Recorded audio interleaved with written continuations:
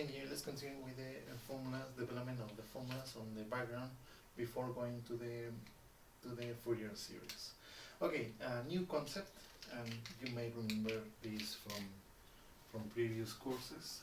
What is the plot of the sine? The sine. I'm going to write here pi, 2 pi, 3 pi, 4 pi, and here minus pi and minus 2 pi. Okay, now I'm going to plot also just below the plot of the cosine. All right, sine scale pi, 2 pi, 3 pi, 4 pi, and then minus pi, minus 2 pi. Okay, let's do the plots of each one of them. Now, in the sine, what you happen to have is something like this. Like this. And so on. Now, this is the sine of x. Okay? Okay, as we said before, it is an even odd function. Now, the cosine behaves like this.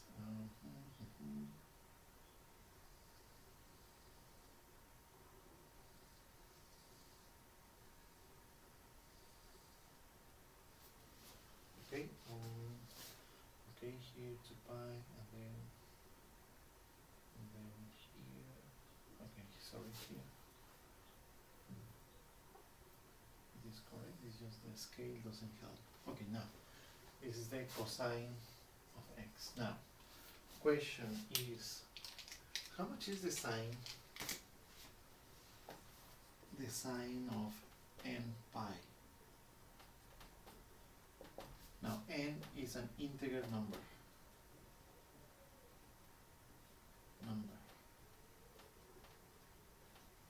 Okay, now, in the sine, so here, if n is an integer number, so you have here 1, 2, 3, 4.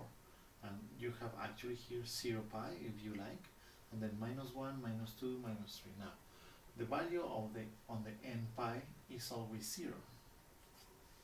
Very interesting, right? Okay, now, on the cosine, what is the cosine of n pi? Okay, now, this is different from the cosine because here is the pi, and then you have minus 1. And then in the 2 pi, you have plus 1. And then in the 3, you have minus 1. And in the 4, you have plus 1. In the negative side, it is minus 1 and then plus 1. Okay, now what happens in the cosine is that it is actually, if you like here, 0 pi is equal to positive 1. Now, what happens here is that the cosine on the n pi, in the 1, 2, 3, 4, on the n integer, well, also, n is the integer, an entero, okay? So what happens here is that you are switching between plus 1 and then minus 1, plus 1 and minus 1, and then plus 1 and then minus 1. Okay, so you have two options. So either it is plus 1 or minus 1, like a composite function according to the values of the n. So what happens, when it is plus 1 and when it is minus 1? Now, check this out. 2, 4, the next one will be 6, and the next one will be 8, and so on. So what happens here is that it's equal to plus 1 when n is even, con dispar, and then minus 1, it is in 1, 3, 5, 7, and so on, and actually here minus 1. So it's going to be minus 1 when n is odd. Alright? Okay, this is in a composite function. Now, we can write it like this. The cosine of n pi is equal to minus 1 to the power of n. Alright? Now, if n happens to be even, par, then this becomes positive. If n is actually odd, impar, then this becomes negative. Now, just as a test, minus 1 squared, which is an odd even number, is plus 1. Right now, minus 1 to the power of 3 is actually minus 1. So it is actually working now. What I want to keep is these two formulas. The cosine of n pi is equal to minus 1 to the power of n, and the sine of n pi, it is actually 0. Alright? So we can add it to the formulas that we needed. Okay, so here I'm going to write the cosine of n pi equal to minus 1 to the power of n, and the sine of n pi is equal to 0. Okay? Okay, now from the previous video we have this integral is equal to 0, the integral of the sine, the integral of the cosine is 0, and the integral of the sine times the cosine is also 0. Now, what I want to try this class is what happens when we have the integral like this.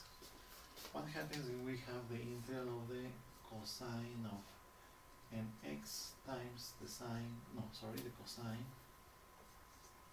of mx, differential of x from minus pi to pi. Okay, just like this one, but instead of being the sine, it is actually another cosine. Okay, now, and remember these two formulas. If we develop this integral, we can use the integral tables, and if we use the integral tables, the result of this integral is something like this.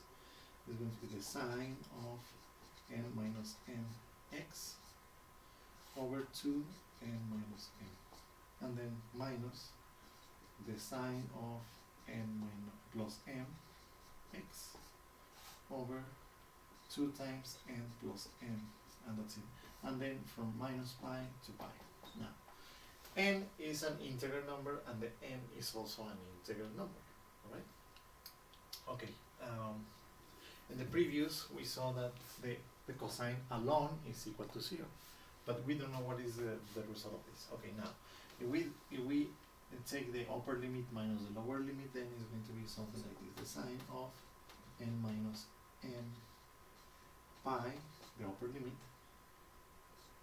over 2 n minus m, and then minus the lower limit, the sine of n minus m minus pi over 2 n minus m, and then minus, so this is just this part, and then minus this, the evaluation of this, the sine of n plus m pi over 2 n plus m, and then minus the sine of n plus m times minus pi here over 2 times n plus m.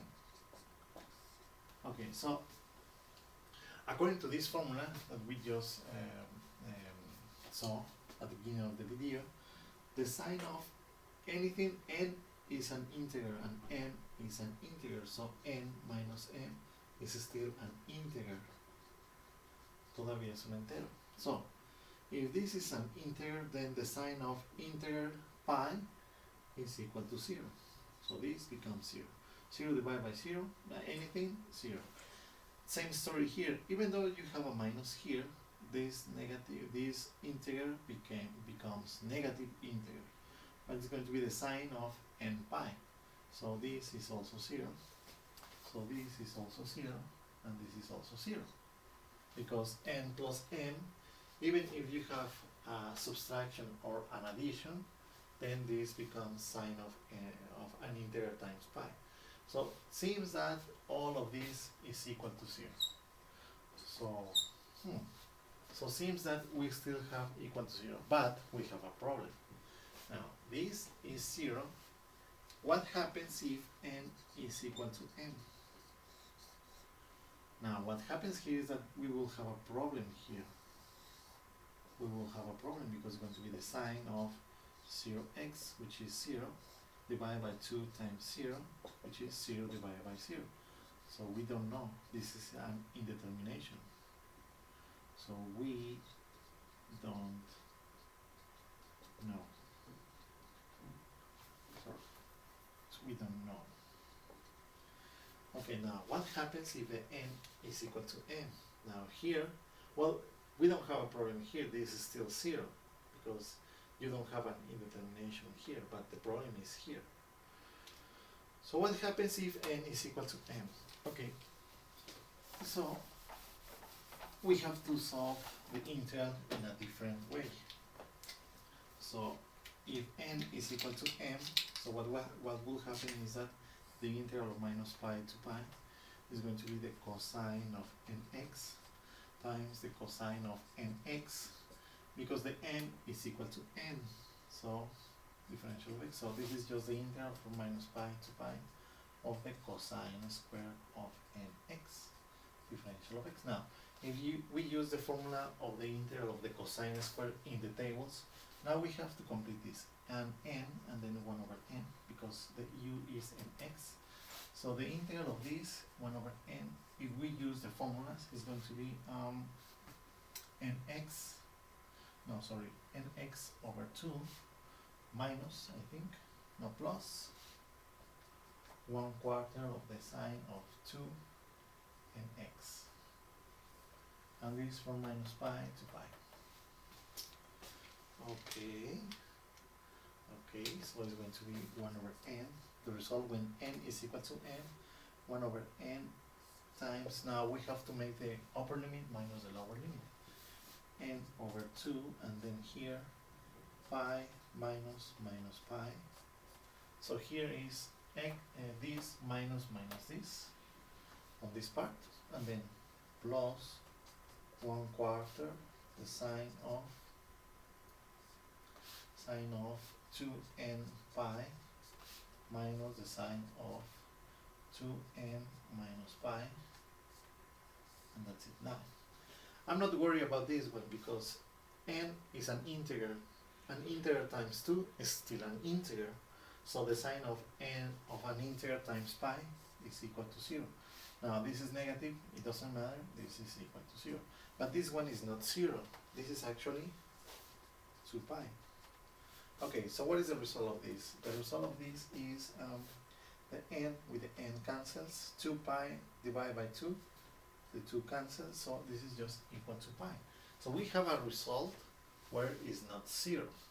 So the integral, the formula I want to get is the integral from minus pi to pi of the cosine of nx, cosine of mx, differential of x, has 2 options. It's going to be 0 as long as n is different than m, and it's going to be equal to pi when n is equal to m. Alright? So we have to add this formula to this set of formulas. So it is always 0, seems to be always 0 except in one number. Okay, now I'm not going to repeat the process because it's going to be very similar, but the integral from minus pi to pi of the sine of nx, sine again of mx, differential of x, is going to be very similar. It's going to be 0 when n is different than m, and pi when n is equal to m, right? Okay, so now what happens if you have the sine and the cosine? Well, that is actually here. Sine and the cosine, and is the same, is equal to 0 when n is equal to m. Okay, so, the summary of the formulas is this one, these two, and this of the sine of n pi and the cosine of n pi. This is very important. Okay, next video we are going to actually now start the Fourier series. This is just the formulas we are going to need for the Fourier series. Alright? See you in the next video.